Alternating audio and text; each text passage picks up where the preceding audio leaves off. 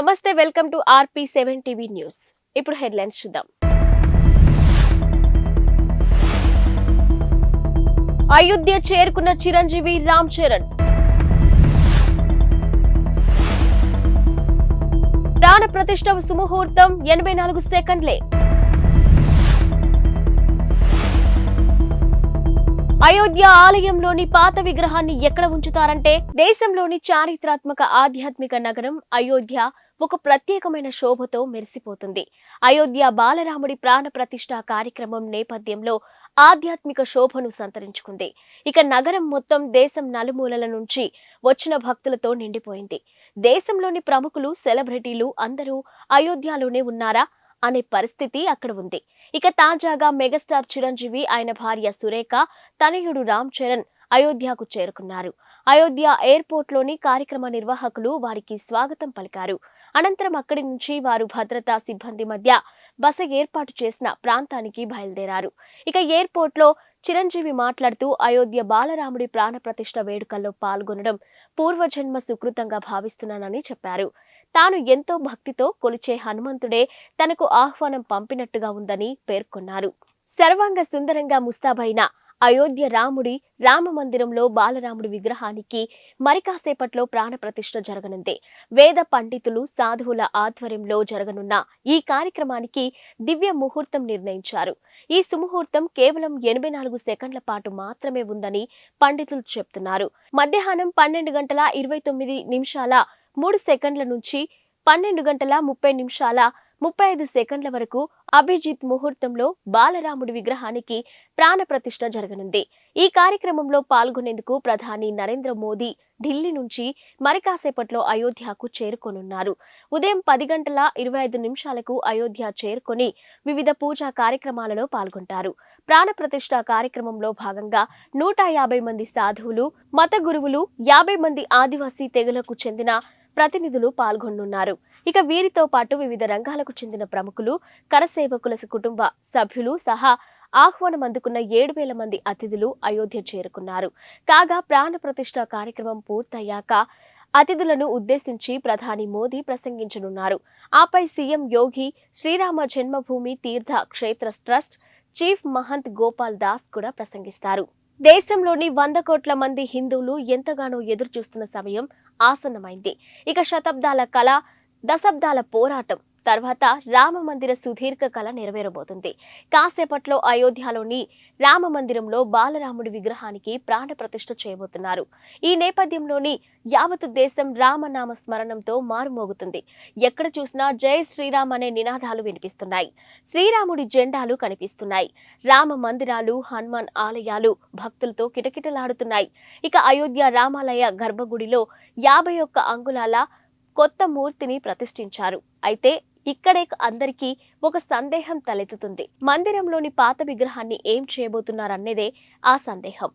ఇక ఈ సందేహాన్ని శ్రీరామ జన్మభూమి తీర్థ క్షేత్ర ట్రస్ట్ కోశాధికారి గోవింద్ దేవ్ గిరి నివృత్తి చేశారు.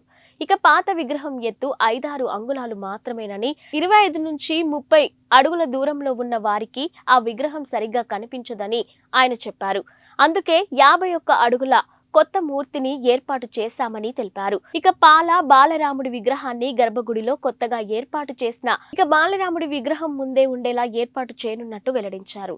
రామ మందిర నిర్మాణానికి ఇప్పటి వరకు 1100 కోట్లకు పైగా ఖర్చు అయిందని గోవింద్ దేవ్గిరి తెలిపారు. మొత్తం పనులు పూర్తి కావడానికి మరో 300 కోట్లు ఖర్చు అవుతాయని చెప్పుకొచ్చారు. టాలీవుడ్ సూపర్ స్టార్ మహేష్ బాబు ఇటీవల జర్మనీ వెళ్లడంపై రకరకాల ఊహాగానాలు వినిపించాయి. ఈ ఊహాగానాలకు చెక్ పెడుతూ అట్లాంటాకు చెందిన మూవీ ఫాలోవర్ క్రిస్టోఫర్ కనగరాజ్ ఓ ఫోటోను షేర్ చేశారు. రాజమౌళి కాంబినేషన్లోని మహేష్ బాబు ఓ సినిమా చేస్తున్నారంట. అయితే అంతర్జాతీయ స్థాయిలో రూపొందనున్న ఈ సినిమాను KL నారాయణ నిర్మించనున్నారు. ఆఫ్రికన్ అటవీ ప్రాంతం నేపథ్యంలో సాగే ఈ action adventurous movie pre production work ఇప్పటికే మొదలైనట్టు తెలిసింది.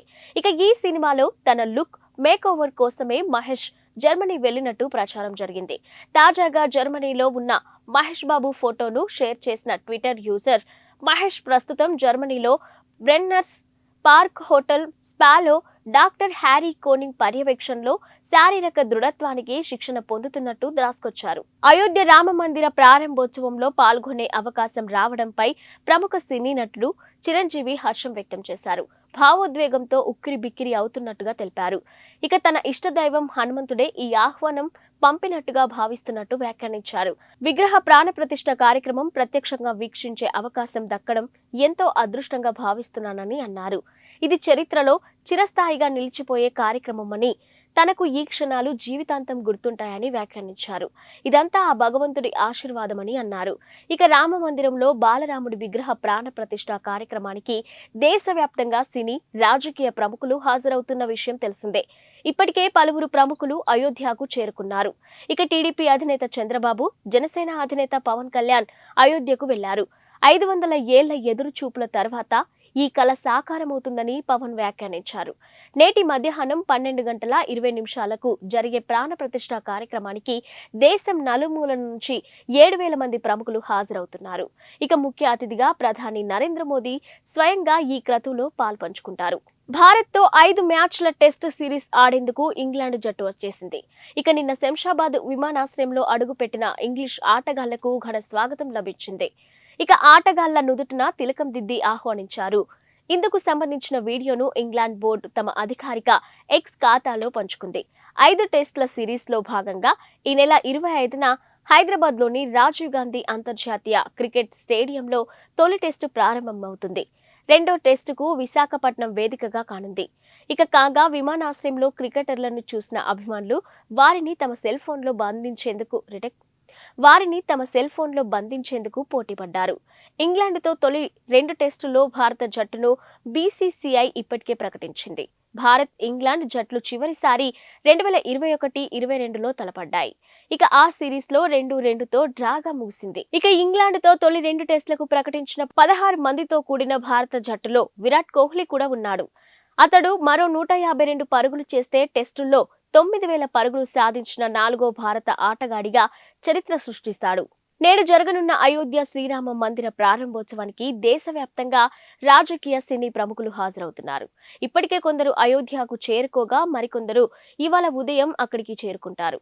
ఇక టీడీపీ అధినేత చంద్రబాబు, జనసేన అధినేత పవన్ కళ్యాణ్, సూపర్ స్టార్ రజనీకాంత్ కూడా అయోధ్యకు చేరుకున్నారు. ఇక అయోధ్యలోని టీడీపీ అధినేత చంద్రబాబు నాయుడు ఇప్పటికే పలు ఆలయాలను సందర్శించారు. పండితులు చంద్రబాబును సత్కరించి తీర్థ ప్రసాదాలు అందజేశారు.